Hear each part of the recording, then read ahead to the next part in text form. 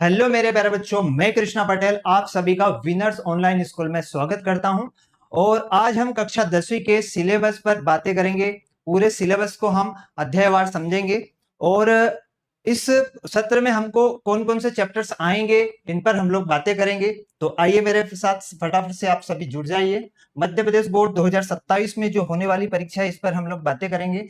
और हमारे कुछ टेलीग्राम चैनल हैं, इनको आप ज्वाइन कर सकते हैं। द विनर्स इंस्टीट्यूट का ऑफिशियल चैनल है और यहाँ पर आपके लिए पीडीएफ फाइल यहाँ पर अवेलेबल हो जाती है। और प्रैक्टिस जोन के लिए भी इन तीनों चैनल को आप सब्सक्राइब कर सकते हैं। अगला जो है नेक्स्ट हमारे पास माध्यमिक शिक्षा मंडल मध्य प्रदेश भोपाल हाई स्कूल परीक्षा सत्र 2026 और 27 पर हम आज पूरे पाठ्यक्रम पर चर्चा करेंगे। पूरे पाठ्यक्रम पर हम चर्चा करेंगे। आपका पेपर आने वाला है गणित का, जो आप चयन कर सकते हैं बेसिक का और स्टैंडर्ड का। ये आपका स्तर रहेगा पेपर का। तो कक्षा 10वीं में हम सिलेबस डिस्कशन कर रहे हैं आज। तो विषय वस्तु को अगर हम देखें तो पहला अध्याय हमारा रहने वाला है वास्तविक संख्याएं। पहला अध्याय हमारा रहने वाला है वास्तविक संख्या। इस अध्याय को हम कहते हैं रियल नंबर कहते हैं, रियल नंबर कहते हैं, रियल नंबर। तो यह अध्याय आपका 6 अंक से इसमें आपके प्रश्न पूछे जाएंगे, 6 अंक के प्रश्न पूछे जाएंगे। और यहां पर आपको 2 नंबर का आपको ऑब्जेक्टिव मिल सकता है या फिर 3 नंबर के आपको क्वेश्चंस यहां पर मिल सकते हैं। 2 नंबर के ऑब्जेक्टिव या 3 नंबर के भी आपके ऑब्जेक्टिव आ सकते हैं। तो इस बात का विशेष ध्यान रखें क्योंकि विभाजन अंक तालिका के हिसाब से यहाँ पर रहेगा। और भूमिका में हम लोग यहाँ पर किताब से संबंधित जो है भूमिका को एक्सरसाइज को आसाम से आप पढ़ेंगे। तो यहाँ पर अंक गणित की आधारभूत प्रमेय जो है ये बहुत ही महत्वपूर्ण है। इस अंक गणित की आधारभूत प्रमेय में कैसे भाज्य संख्याओं को अभाज्य संख्याओं के गुणनफल में व्यक्त किया जा सकता है। जैसे मान लीजिए हमारे पास कोई 6 अंक है, तो इस 6 अंक को हम अभाज्य संख्याओं में किस प्रकार से हम इसको तोड़ सकते हैं। तो ये हो गई हमारी भाज्य संख्या हो गई और ये हो गई दोनों हमारी अभाज्य संख्याएं हो गई। तो अंक गणित की आधारभूत हमें ये बताती है। अगला होगा हमारा अपरिमेय संख्याओं का पुनर्भ्रमण। इस वाले में से हमारे बड़े क्वेश्चन आ सकते हैं। जिस प्रकार से अपरिमेय संख्याएं जो होती है वो होती है करनी का 3, करनी 2, रूट के अंदर 5। इस प्रकार की संख्याएं भी इनसे संबंधित आपके प्रश्न पूछे जाएंगे। तो आगे हम पढ़ते हैं। सारांश की बात करें तो सारांश जो है यहां से आपके ऑब्जेक्ट ज्यादा बनते हैं। सारांश को आप पॉइंट बाय पॉइंट आप याद करें और इसको मैं याद करवाऊंगा आपको बहुत ही आसान तरीके से। और इस सिलेबस को हम बहुत देखिए। अगला जो है हमारा बहुपद वाला अध्याय है। तो बहुपद का कहें तो हम इसको पॉलिनोमियल कहते हैं, इंग्लिश में हम इसको पॉलिनोमियल कहते हैं। यह 5 अंक का आएगा। ये कितने अंक का आएगा? 5 अंक का आएगा।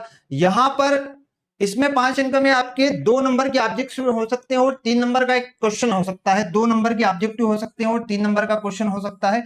ये स्तर तय करेगा अंक विभाजन तालिका पर तय करेगा। और बातें करेंगे भूमिका की। यहां पर भी सेम वही भूमिका रहेगी, उसको आप उसमें पढ़ सकते हैं कि बहुपद होता क्या है। इसमें हम डिस्कशन करेंगे बहुपद क्या होता है, बहुपद के प्रकार पढ़ेंगे, रेखिक बहुपद, द्विघातीय बहुपद, त्रिघातीय बहुपद, बहुपद का रूप कैसा होता है।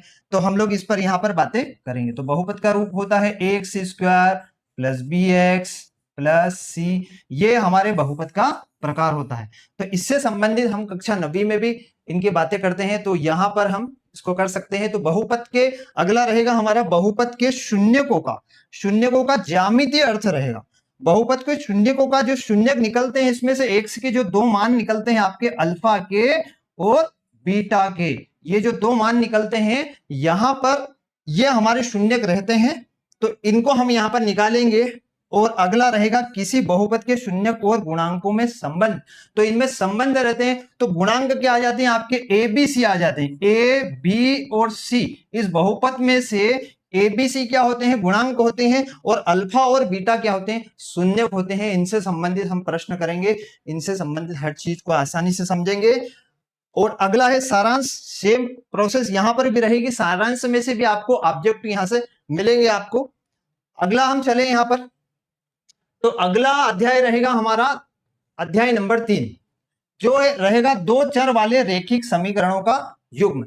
अब हमने कक्षा 9वीं में 2 चर वाले रेखिक समीकरणों के बारे में ध्यान से देखिए। तो यहां पर a1x plus b1y plus c1 बराबर 0 और अगला होगा a2x plus b2y plus c2 बराबर 0। ये हो गए हमारे दो चर वाले रेखिक समीकरण, दो चर वाले रेखिक समीकरण। यहां पर दो चर कौन कौन से हो गए, एक तो एक चर x हो गया और दूसरा चर हो गया y। ये दो चर हो गए हमारे, x और y दो चर हैं यहां पर। तो इसके ये दो समीकरण आपके बन गए हैं। इन दो समीकरणों पर आधारित आपके प्रश्न पूछे जाएंगे। तो आगे हम बात करेंगे भूमिका की। बात करें भूमिका की भी वही प्रोसेस होगी हमारी कि किताब में से हमारे ऑब्जेक्टिव बन जाएंगे। अगला होगा रेखिक समीकरण युग्म का ग्राफीय विधि, इसमें बहुत महत्वपूर्ण आने वाली है। इसका प्रश्न आपका 3 नंबर का या 4 नंबर का प्रश्न बन सकता है। यह जो है ये 7 अंक का रहेगा, इसमें से अधिकतम 7 अंक का, कक्षा 10वीं में 7 अंक का सबसे ज्यादा पूछा जाने वाला यह अध्याय रहेगा। इसमें से 7 अंक का प्रश्न आपका बन सकता है, जिसमें 2 नंबर के या 3 नंबर के ऑब्जेक्टिव आ जाएंगे तो 4 नंबर का प्रश्न आ सकता है। अगर 3 नंबर के ऑब्जेक्टिव पूछ लेगा तो 4 नंबर का वो प्रश्न आपसे जरूर पूछेगा। हो सकता है वो 4 नंबर के ऑब्जेक्टिव पूछे और 3 नंबर का एक प्रश्न पूछे, तो ये तय करेगा विभाजन अंक तालिका पर। अगला रहे रेखिक समीकरण युग्म को हम हल करने की जो बीजीय विधि है, इसमें दो विधियां पढ़ेंगे हम, प्रतिस्थापन विधि और एक विलोपन विधि। तो दोनों विधियों से हम x और y के मान निकालेंगे। किसके मान निकालेंगे, x और y के। यहाँ पर दोनों विधियों के द्वारा अलग अलग तरीके से यहाँ पर हम मान निकालेंगे। और बातें अगर हम करें तो इसमें वही रेखाएं हम पढ़ने वाले हैं कि जैसे समांतर रेखाएं, प्रतिच्छेदी रेखाएं, संगत रेखाएं जो है हमारी, इन पर आधारित भी हम बातें करेंगे। तो इन पर आधारित आपके प्रश्न या ऑब्जेक्टिव बन सकते हैं। अगला आएगा हमारा अध्याय नंबर 4। अध्याय 4 का नाम है द्विघातीय समीकरण। बहुत ही इंपॉर्टेंट है द्विघातीय समीकरण, जिसको हम बोलते हैं क्वाड्रेटिक इक्वेशन बोलते हैं इसको। तो क्वाड्रेटिक इक्वेशन को पढ़ने से पहले जब हम द्विघातीय समीकरण, हम बहुपद वाला जो पार्ट पढ़ेंगे उसको बेहतरीन तरीके से हम समझेंगे। उसके बाद जब द्विघातीय समीकरण पे आएंगे तो बहुत ही आसान तरीके से हम इसको पढ़ने वाले हैं। यहाँ सिर्फ फर्क इतना सा हो जाएगा कि यहाँ पर हम क्या लगा देंगे, bx प्लस सी बराबर 0 लग जाएगा। वहां पर हमने 0 नहीं लगाया था, ठीक है। तो ये हो गया द्विघातीय बहुपद हो गया, और ये हो गया आपका द्विघातीय समीकरण, क्योंकि यहां पर x की अधिकतम घात कितनी है, 2। तो इससे संबंधित हमारे प्रश्न आएंगे। यहां पर हम शून्यक निकालेंगे, द्विघातीय समीकरण में से हम शून्यकों को निकालेंगे। और अगली बात होगी भूमिका हो गई हमारी, द्विघात समीकरण हो गया। गुणनखंडों द्वारा द्विघात समीकरण का हल, एक विधि होती है गुणनखंड विधि, जिसको फैक्टराइजेशन मेथड कहते हैं। तो फैक्टराइजेशन मेथड में हम यहाँ पर इसके द्विघात दो मूल निकालेंगे। अगले हो गए मूलों की प्रकृति। क्या हो गई, मूलों की प्रकृति। मूलों की प्रकृति निर्भर करती है हमारे विविक्तिकर पे। किस पर निर्भर करती है, विविक्तिकर। विविक्तिकर को दर्शाते हैं d बराबर बी स्क्वायर माइनस 4ac। इस प्रकार की हम मूलों की प्रकृति पढ़ेंगे। तो इसमें हमारे 3 बिंदुओं होने वाले हैं। निर्भर करेगा d की वैल्यू 0 से बड़ी है या 0 के बराबर है या 0 पर छोटी है, तो इससे संबंधित हम यहाँ पर बातें करेंगे। अगला वही हमारा पॉइंट हो गया, सारांश हो गया। इस चैप्टर को हमको करना बहुत जरूरी है। स्टेप बाय स्टेप इसके क्वेश्चंस करेंगे, बड़े ही आराम से इन सवालों को हम करेंगे। अगला है हमारा समांतर श्रेणी। तो यह समांतर श्रेणी जो है ये नया चैप्टर आ रहा है। कक्षा 9वीं तक हमारा कोई समांतर श्रेणी नहीं था। अब इसको कहते हैं अरिथमेटिक प्रोग्रेशन, कहें तो इसको एपी कह सकते हैं हम। तो समांतर श्रेणी जो है 5 अंक का पूछा जाता है। आपके सामने एक नया आया है यहाँ पे। तो जैसे मान लीजिए हमारे पास कोई सीढ़ी है, तो सीढ़ी पर अगर कोई व्यक्ति चढ़ रहा है तो स्टेप बाय स्टेप चढ़ेगा। तो समांतर आ गए ना, अंतर यहाँ पे क्या हो गया, समान हो गया। तो इससे संबंधित हमारे कुछ नई नई संख्याओं की सीरीज बनेगी, उस पर आधारित सवाल आपके रहेंगे। भूमिका हो गई इसकी, समांतर श्रेणियां पढ़ेंगे हम। यहाँ पर एपी का एनवा पद पढ़ेंगे, जिस प्रकार से एक सूत्र बनता है एन बराबर ए प्लस एन माइनस 1 इंटू में डी। तो यहां पर ये जो तीनों चारों जो चीजें हैं, इनके बारे में हम लोग सीखेंगे। इन चारों को कहते क्या है, इन चारों को कहते क्या है। ये हो गया, जैसे मान लीजिए हमारा एन जो है अंतिम पद कह सकते हैं इसको, या फिर एनवा पद कह सकते हैं। पहला इसको प्रथम पद कह सकते हैं। पदों की कुल संख्या हो जाएगी एन को, और डी जो है डिफरेंस है ना, कॉमन डिफरेंस, जिसको हम सार्वंतर कहते हैं।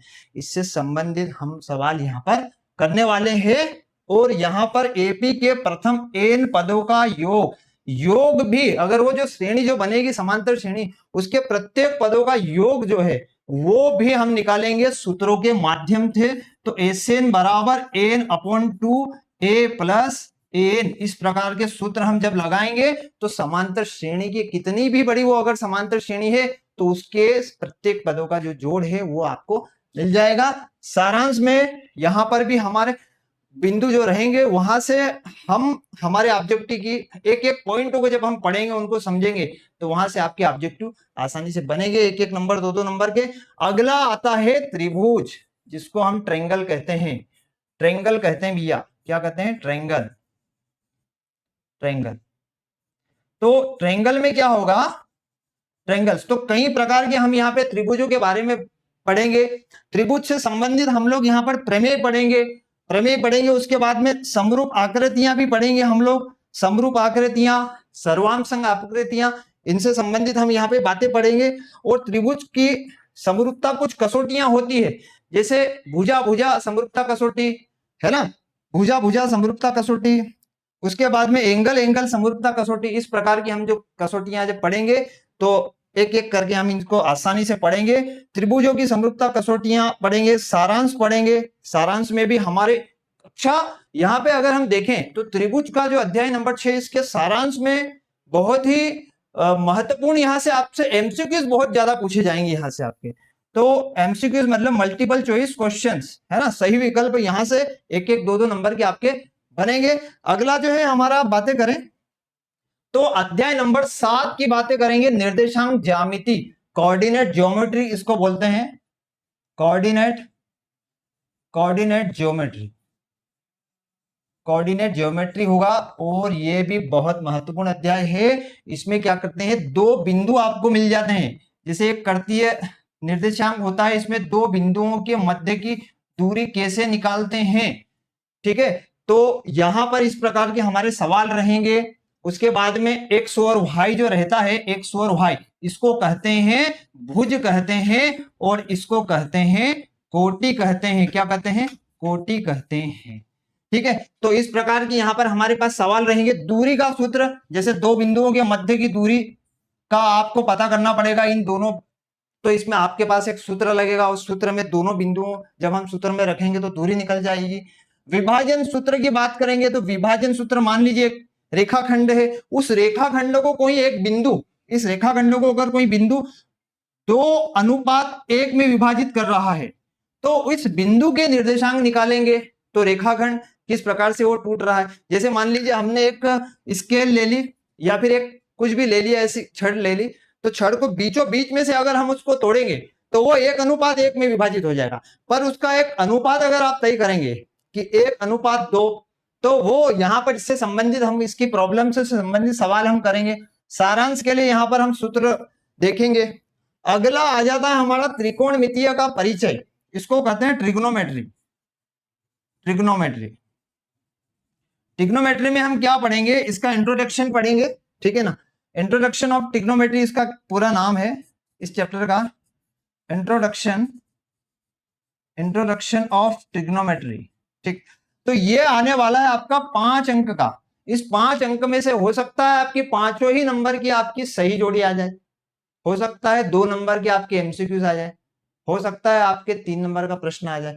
तो ये विभाजन तालिका पर निर्भर करेगा।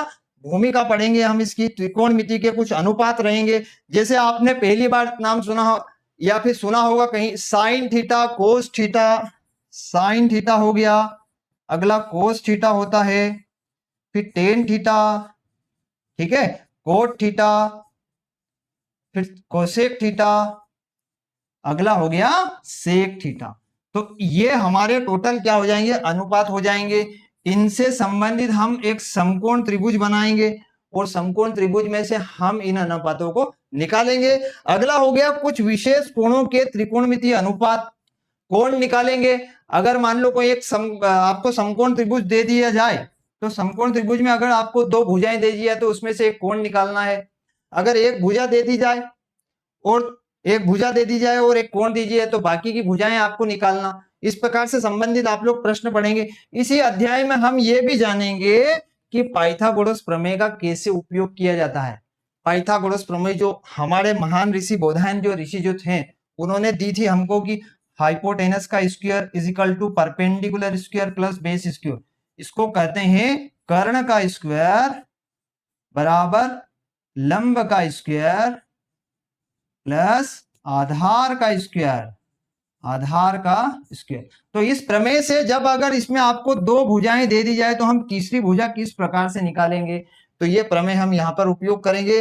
अगला है त्रिकोणमिति की सर्व समीकरणाएं, बहुत महत्वपूर्ण है त्रिकोणमिति की सर्व समीकरणाएं, क्योंकि आप कक्षा 10वीं में अगर पढ़ रहे हैं तो ये जो अध्याय है हमारा त्रिकोणमिति का परिचय, ये जो अध्याय इसमें त्रिकोणमिति की सर्व समीकरणाएं रहती है, पूरा चैप्टर बहुत आगे काम आने वाला है। कक्षा 11वीं है 12वीं है, आपको बहुत काम आने वाला है। सर्व समीकरणाएं हमारी यहाँ पर बहुत ही अलग अलग प्रकार के हम यहाँ सूत्र पढ़ेंगे, जैसे मान लीजिए sine square theta plus cos square theta equal to 1, इस प्रकार की हमारी 3 सर्व समीकरणाएं रहेंगी। तो उन पर हम लोग बातें करेंगे, एक एक सर्व समीकरणों को भी हम लोग क्या करेंगे, सिद्ध करेंगे।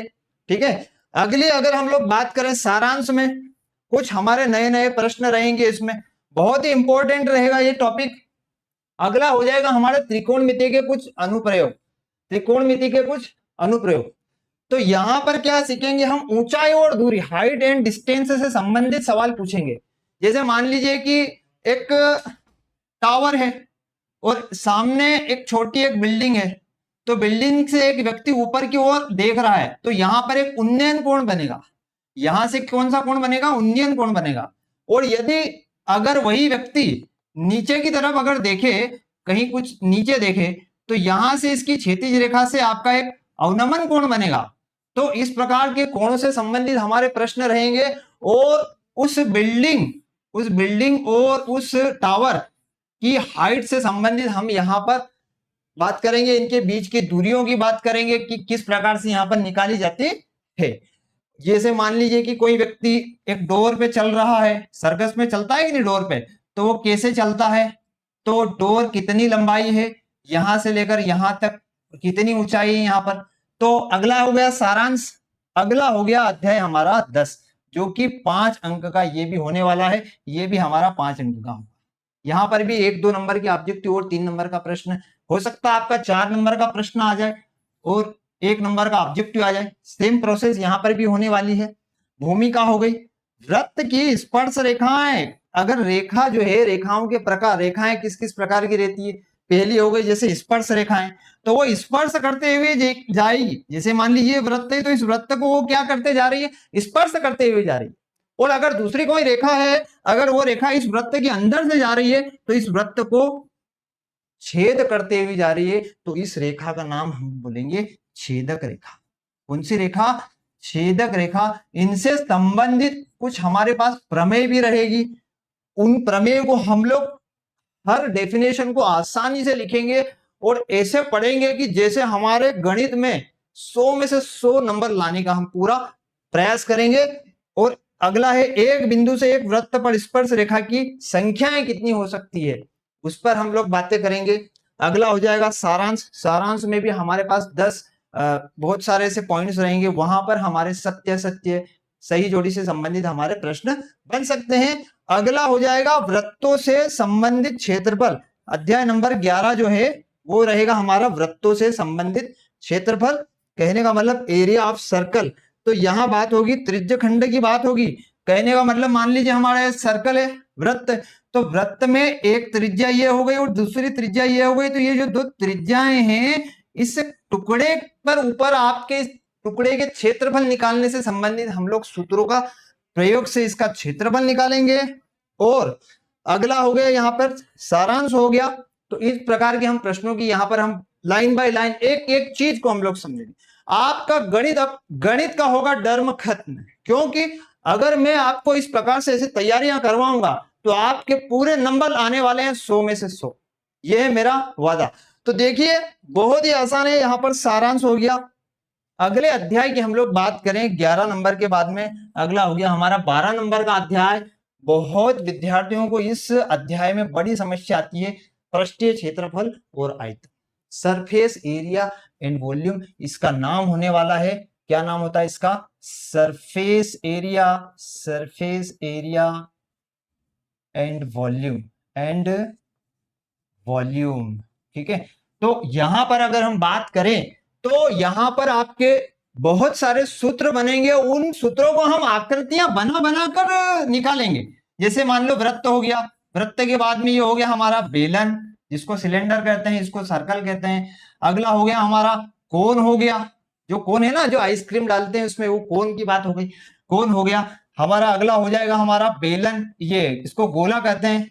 पूरी गेंद, गेंद जो है ये है। और चूड़ी की बात करें तो सर्कल की बात हो जाएगी। तो इन सभी प्रकार की जो हमारी आकृतियां हैं इनको बनाएंगे, इनसे संबंधित जो सूत्र हैं हमारे, संपूर्ण पृष्ठीय क्षेत्रफल, वक्र पृष्ठीय क्षेत्रफल, टीएसए, सीएसए, इस प्रकार के हम सूत्रों को यहाँ पर बातें करेंगे, हर एक एक आकृति को आसानी से बताएंगे। और ये जो अध्याय है ये हमारा त्रिज्यामितीय से संबंधित है। ये क्या है कि 3 डायमेंशनल की बात हो जाती है यहाँ पर। ठीक है, तो ठोसों के संयोजन का पृष्ठीय क्षेत्रफल, वही बात होगी पृष्ठीय क्षेत्रफल मतलब कि सरफेस एरिया, है ना। ठोसों के संयोजन का आयतन, वही बात होगा आयतन है, क्या होता है आपका वॉल्यूम होता है। तो इनसे संबंधित हमारे जब प्रश्न बनेंगे तो उन पर हम लोग बातें करेंगे। मान लीजिए कि छोटी बाल्टी है और एक बड़ी बाल्टी है, तो छोटी बाल्टी में कम लीटर पानी आता है और बड़ी बाल्टी में ज्यादा लीटर पानी आता है। तो कहने का मतलब वो पानी जब आता है तो वो आयतन को एक प्रकार की बात करता है। तो अगला हो जाएगा सारांश पर बातें हो जाएगी हमारी। तो सारांश में भी कुछ महत्वपूर्ण हम लोग यहाँ से बिंदु निकाल सकते हैं। और अगला जो है हमारा अध्याय 13 नंबर का जो है, इसका नाम है सांख्यिकी। सांख्यिकी पूछा जाएगा आपसे 5 अंक का। कितने अंक का? 5 अंक का। हो सकता है 3 नंबर के ऑब्जेक्टिव आ जाए या 3 नंबर का प्रश्न आ जाए, वहां पर 2 नंबर या 3 नंबर में आपको इसको बांटा जा सकता है। हो सकता है 4 नंबर का भी प्रश्न आपका इस पर बन सकता है, वो तय करेगा अंक विभाजन तालिका पर। तो बात करें इसकी भूमिका हो जाएगी वर्गीकृत आंकड़ों का माध्य। मान लीजिए कि हमारे पास 1, 2, 3 और 4 ये एक प्रकार का आंकड़ा आपको मिल जाए, तो इस आंकड़े में जो मध्य बीच में जो मान है वो हमारा क्या हो जाएगा? माध्य हो जाएगा। तो इसमें हम पढ़ेंगे वर्ग चिन्ह पढ़ेंगे। क्या पढ़ेंगे? वर्ग चिन्ह पढ़ेंगे। वर्ग चिन्ह के बाद में हम लोग इसमें जैसे मान लीजिए क्लास इंटरवल है ना, फ्रीक्वेंसी है ना, आकृतियां पढ़ेंगे हम, है ना, आवृत्ति पढ़ेंगे, आवृत्ति पढ़ेंगे। तो ये इस पर संबंधित एक एक चीजों को हम यहाँ पर डिस्कस करेंगे। वर्गीकृत आंकड़ों का बहुलक पढ़ेंगे। भाई माध्य पढ़ेंगे, माध्य पढ़ने के बाद क्या पढ़ेंगे? बहुलक पढ़ेंगे। तो माध्य क्या होता है? मीन होता है। क्या होता है? इसको मीन कहते हैं। और बहुलक को कहते हैं मीडियन कहते हैं। क्या कहते हैं? मीडियन कहते हैं। बहुलक को कहते हैं मोड कहते हैं। क्या कहते हैं भैया? मोड कहते हैं। ठीक है, और अंतम आता है आपका माध्यक। तो माध्यक को माध्यिका भी कहा जाता है ना, तो माध्यक को हम लोग कहेंगे मीडियन कहेंगे। क्या कहेंगे? मीडियन कहेंगे। तो इससे संबंधित आपके नए नए प्रश्न, एक आपको आंकड़ा मिल जाएगा और आंकड़े के साथ आपको एक दूसरा बिंदु मिल जाएगा। इस प्रकार के आपके पास प्रश्न आएंगे यहाँ पर। अंतिम अध्याय आपका होने वाला है प्रायिकता का, जो कि 6 नंबर से आपका पूछा जाएगा। 6 नंबर का आपका पूछा जाएगा। और इस 6 नंबर में आपके 4 नंबर के प्रश्न हो सकता है, तो 2 नंबर के ऑब्जेक्टिव हो सकते हैं। इस प्रकार से यहाँ पर भी विभाजन अंक तालिका आपको पता हो जाएगा यहाँ पर कि किस प्रकार का प्रश्न आ सकता है, उस पर निर्भर करता है। तो यहाँ पर सिद्धांतिक दृष्टिकोण हो गया और सारांश हो गया। प्रायिकता का एक बहुत ही बढ़िया सूत्र होता है प्रायिकता। प्रायिकता का सूत्र होता है, तो प्रायिकता का सूत्र होता है अनुकूल परिणामों की संख्या बटे कुल परिणामों की संख्या। अनुकूल परिणामों की संख्या, अनुकूल परिणामों की संख्या, परिणाम या बेटे कुल परिणाम। अगले हो जाएंगे आपके कुल परिणाम, परिणाम। अब इसमें क्या क्या सीखेंगे हम? इसमें हम सीखेंगे 52 कार्ड। क्या सीखेंगे? 52 कार्ड। 52 कार्ड जैसे इक्का, बादशाह, बेगम, गुलाम, है ना, हुकुम, पान, चीड़ी, ईंट। इससे संबंधित एक बढ़िया सा हम क्या बनाएंगे? मैप बनाएंगे और उस मैप में हम एक एक चीज को समझेंगे। ठीक है, ताश की गड्डी जो आती है उसमें उस खेल को किस प्रकार से, क्या उससे संबंधित हमारे प्रश्न रहेंगे। ठीक है, तो यहाँ पर सारांश हो गया। सारांश में भी हमारे महत्वपूर्ण चीजें रहेगी, ऑब्जेक्टिव आपके यहाँ से बनते हैं। और अगला जो हो जाएगा हमारा, बातें हम करते हैं कि प्रश्न का आपका जो 75 नंबर का जो पेपर रहेगा वो किस हिसाब से आपका रहेगा। तो वो पेपर कैसे आएगा उस पर थोड़ा ध्यान दीजिए। तो प्रश्न क्रमांक 1 से 5 तक आपके पास 30 वस्तुनिष्ठ प्रश्न होंगे। कितने प्रश्न होंगे? 30 वस्तुनिष्ठ प्रश्न होंगे और प्रत्येक प्रश्न आपका एक एक अंक करेगा। कहने का मतलब ये पूरे सिलेबस की जान अगर हम देखें तो 40% में आपका वस्तुनिष्ठ प्रश्न होने वाले हैं। वस्तुनिष्ठ प्रश्न, एक एक लाइन को हम पूरे सिलेबस में, हम पूरे किताब से हम समझेंगे। और अगला हो गया, पहला प्रश्न आ रहेगा, हो सकता है आपका सही विकल्प, रिक्त स्थान, सत्य सत्य, सही जोड़ी, एक वाक्य में उत्तर, इस प्रकार के आपके प्रश्न बन सकते हैं। और अगला प्रश्न होगा 6 नंबर से, प्रश्न क्रमांक 6 से 17 तक कुल 12 प्रश्न होंगे। इस पेपर में आपसे कुल 12 प्रश्न पूछे जाएंगे और वो रहेंगे आपके 2-2 अंक के रहेंगे। कितने अंक के रहेंगे? 2-2 अंक के रहेंगे। और अगला प्रश्न आपसे प्रश्न क्रमांक 18 से लेकर 20 तक का ये प्रश्न पूछे जाएंगे, वो कुल 3 प्रश्न रहेंगे। हाँ, पर इनमें अथवा वाले भी प्रश्न रहेंगे। जैसे 24 प्रश्न आएंगे तो आपको ओवर वाले जो है अथवा, उसमें आपको एक प्रश्न ऊपर वाला या नीचे वाला कोई सा भी आपको एक प्रश्न करना होता है। अगला हो गया, ये भी आपके 3 अंक के रहेंगे। कितने अंक के रहेंगे? 3 अंक के रहेंगे। अगला प्रश्न क्रमांक हो गया आपका 21 से लेकर 23 तक, इसमें भी 3 प्रश्न रहेंगे। टोटल तो 6 रहेंगे, पर उन 6 में से आपको 3 प्रश्न करना है। यहां पर 24 रहेंगे तो आपको 12 करना है, यहां 3 रहेंगे तो अथवा में से कोई सा भी एक आप कर सकते हैं यहाँ पर। तो प्रत्येक प्रश्न पर आपको ये रहेगा 4 अंक का यहाँ पर प्रश्न आपको मिलेगा। ज्यादातर मैंने, अगर हम पेपर में देखें तो अध्याय नंबर 4 में से, अध्याय नंबर आपका जो है 3 जो है 4 है। अध्याय नंबर आपका जो हमने प्रायिकता जो देखा था, प्रायिकता के पहले हमने देखा था सांख्यिकी, वहां पर भी जो 13 नंबर का जो अध्याय है, वहां पर भी आपका 4 नंबर का प्रश्न, ऐसे 3 से 4 अध्याय में से 4-4 नंबर के 3 प्रश्न उठाए जा सकते हैं। तो उन पर हम लाइन बाय लाइन, उनका ज्यादा वेटेज रहेगा तो लाइन बाय लाइन हम लोग इनको करेंगे।